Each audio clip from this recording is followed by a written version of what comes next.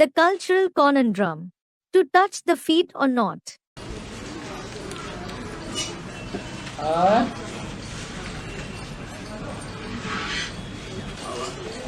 एक वार्तालाप में कहा है शरीर के धर्म का निर्वहन करना। हाँ जी, और ये मतलब अपने लौकिकता में अपने से बड़ों के पैर छूना उचित है या अनुचित, क्या कहेंगे?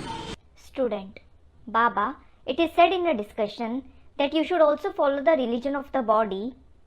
Baba, yes. Student, in the Lockic world, is it right or wrong to touch the feet of our elders? What will be said? ये शरीर का धर्म है। Baba, is this the religion of the body? शरीर धारणा करता है। Does the body do dharana? धारणा आत्मा करती है, यह शरीर धारणा करता है। Is it the soul who does dharana or is it the body? है, आत्मा धारणा करती है। The soul does dharana. जब ज्ञान मिला When you received the knowledge, तो आत्मा की बुद्धि में ये बात बैठ गई। it sat in the intellect of the soul कि आत्मा की बुद्धि को किसकी बुद्धि रूपी पांव को स्पर्श करना है। whose feet like intellect does the soul have to touch? ऊंचते ऊंच बाप की बुद्धि रूपी पांव को स्पर्श करना है, या जो पति तमो प्रधान हो गए हैं उनके बुद्धि रूपी पांव के स्पर्श करना है। Do you have to touch the highest of the high father's feet like intellect or of those who have become sinful and tamopradhan? है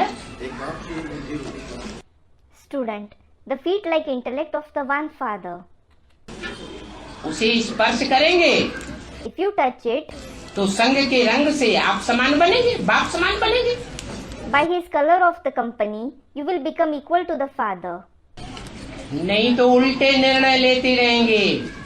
Otherwise, you will keep taking wrong decisions. इसलिए मुरली में बोला है, माँ बाप होते हैं बच्चों के दुश्मन। This is why it is said in the Murli, parents are the enemies of their children. क्योंकि मोह में आकर के शादियां कराते रहते हैं। Because they get them married out of attachment. शादी कराने से तो बर्बादी हो जाती है, After marriage, they are no doubt ruined. क्योंकि अंतिम जन्म है। Because this is the last birth. मोह में आकर के उनकी बुद्धि में ये बात बैठती नहीं। This point doesn't sit in their intellect because of attachment. तो बुद्धि मोह अंधकार में डूबी हुई कहें या मोह अंधकार से स्वतंत्र कहें? So, will the intellect be said to be lying in the darkness of attachment, or will it be called free from the darkness of attachment? जो खुद ही मोह अंधकार में डूबे हुए हैं, Those who themselves are lying in the darkness of attachment, जिनके बुद्धि रूपी पांव अंधकार में चल रहे हैं, those whose feet like intellect are moving in darkness, उनके पांव स्पर्श करने से दूसरों का कल्याण कैसे हो जाएगा? how will others be benefited by touching their feet?